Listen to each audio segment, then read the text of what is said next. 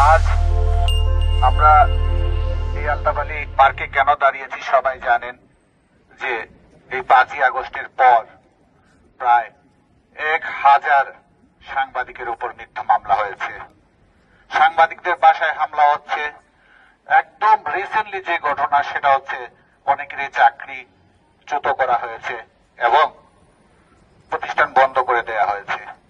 কথা বলার ভাষা কিন্তু নেই। সারা বাংলাদেশে আমাদের সহকর্মীরা নির্যাতিত হচ্ছে, নিপীড়িত হচ্ছে। আচ্ছা, সাংবাদিকরা তো একদম নিরপেক্ষ। সংবাদের কারণেই ওনারা, এই পেশার কারণেই কিন্তু আপনাদের সংবাদ করেন ওনারা। কোন সংবাদ যদি পক্ষে যায় তাহলে হয়তো অনেকে মনে করেন এই সাংবাদিক টাকা খেয়েছে, আর যদি বিপক্ষে যায় তাহলে তার উপর চলে নিপীড়ন, দমন। তো এগুলো আর কতদিন বাংলাদেশে চলবে আমি জানি না, কিন্তু এই ইন্টারিম গভর্নমেন্ট আসার পর থেকে এই সাংবাদিকরা নির্যাতনটা কিন্তু হার বেড়ে গেছে।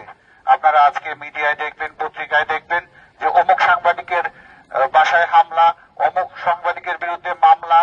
এগুলা কেন ভাই? সাংবাদিকরা কখনো কারো পক্ষে কাজ করে না। সাংবাদিকরা সবসময় নিরপেক্ষ থাকার চেষ্টা করে এবং এই পেশা মহান পেশা দেখেই তারা করে, এবং সাংবাদিকদের সবচেয়ে বড় শক্তি হচ্ছে তাদের সাহস। আর আপনারা এই সাহস দমন করার চেষ্টা করছেন, কিন্তু যেদিন সারা বিশ্বের সাংবাদিক একসাথে হবে আমার মনে হয় যে আর কোন এইরকম অবৈধ সরকার বাংলাদেশে এইভাবে সাংবাদিক দমন করতে পারবে না। সবাইকে ধন্যবাদ। শতে শতে কলম, লক্ষ লক্ষ কলম তোমার বিরুদ্ধে দাঁড়িয়ে যাবে মিস্টার ইউনূস। তুমি মনে করো না যে এক সাংবাদিক, কত সাংবাদিককে জেলে দেওয়া যাবে? এখানে একটা কথাই বলি ভাই, সাংবাদিককে জেলে তো এই জন্য দেয়নি, দিয়েছে যে করিডোর। আপনারা যেন সাংবাদিকরা জেলে দিলে ওইটা নিয়ে কথা বলুন, যেন করিডোরের দিকে, তার যে অপকর্মের দিকে চক্ষু যেন না যায়। এই অপকর্ম ঢাকার জন্য শতে শতে সাংবাদিকদের তারা জেলে দিছে। দয়া করে এখান থেকে শুনুন, কথা বলার চেষ্টা করুন, বাংলাদেশের মানুষের ভাষার বোঝার চেষ্টা করুন, সাংবাদিকের ভাষার বোঝার চেষ্টা করুন। কারণ 71 সালেও আমরা শুনেছি আমার বাবা দাদার কাছে কথা, আমি একজন মুক্তিযোদ্ধা ফ্যামিলির সন্তান হিসেবে, যেখানে দেখা গেছে 71 সালেও বাংলাদেশের মানুষের কথা বলার মুখ বন্ধ করা যায়নি, কলম বন্ধ করা যায়নি। আর কথা কথিত সরকার, তুমি ইউনূস, কিভাবে তুমি কলম বন্ধ করবে? কিভাবে তুমি বাংলাদেশের মানুষের টাকা দিবে বলো? সময় এসেছে জাগ্রত জনতা, জাগ্রত সৈনিক, জাগ্রত কলম, জাগ্রত সাংবাদিকের প্রতিবাদ করার। আমরা সবাই এক হই, এক পথে হয়। অনেক ইতিহাসের সাক্ষী আমি হতে পারিনি, শুনলাম অনেক কথা। একটি ইতিহাস আজকে আলতাবালি পার্কে সাক্ষী করতে চাই।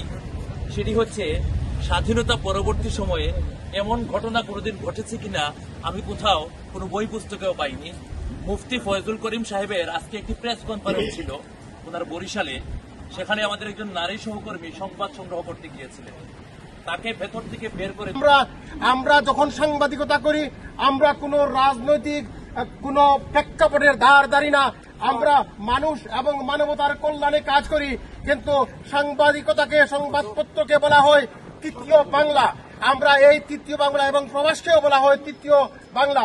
এবং সেই যে কর্ণধার যারা রয়েছেন, এই বাংলাদেশের মানুষের অগ্রযাত্রা, অগ্রণী এবং মানুষের গণতান্ত্রিক অধিকার সমস্ত কিছু নিয়ে যারা সোচ্চার থাকে, সেই সংবাদ মাধ্যম এবং সংবাদ কর্মীদের সবসময় যখন খড়গ চলে আসে তখন আমরা এই প্রবাসী যারা রয়েছি এই আলতাবালি পার্ক থেকে আমরা প্রতিবাদ জানাই। আমরা এখনো প্রতিবাদ জানাচ্ছি এইসব নেককারজনক সাংবাদিকদের নির্যাতন, হত্যা এবং তাদের অধিকার যে কথা বলার এবং লেখনীর, তাকে যখন রহিত করা হয় তখন আমরা দাঁড়িয়ে থাকি। কে সরকারে আসলো, কে গেল, কিন্তু যারা গণতান্ত্রিক প্রক্রিয়াকে, সাংবাদিকতার হাতকে রহিত করতে বিভিন্ন ধরনের খড়গ এবং মব জাস্টিস নিয়ে দাঁড়িয়ে থাকে, তখন আমরা তাদের পাছায় লাথি মেরে আমরাও দাঁড়িয়ে প্রতিবাদ জানাই। এই প্রতিবাদ জানাচ্ছি আজকের এইখান থেকে, আলতাবালি পার্ক থেকে।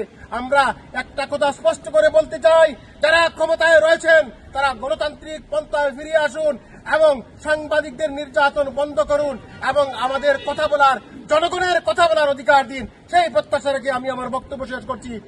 মালিক বলেন এবং আমার কর্মচারী সবাই কিন্তু চেঞ্জ হয়ে গেছে। এইটা আমার মাথায় কোনোদিন আসে না যে একজন লোকের চাকরি করে সরকার আসবে যাবে পরিবর্তন হবে, কিন্তু কিভাবে তাদের চাকরি যায় মিডিয়ার কাছে তাদের মনের কথাটা বলার সুযোগ পাই।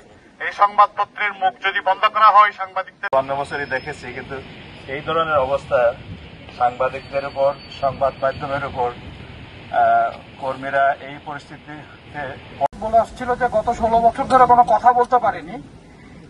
কথা বলতে না পারার কারণে যারা আন্দোলন করে একটি কথিত স্বাধীন বাংলাদেশকে নিয়ে এসেছে, তারাই এখন আবার হচ্ছিল সেই কণ্ঠস্বর রোধ করার চেষ্টা করছে।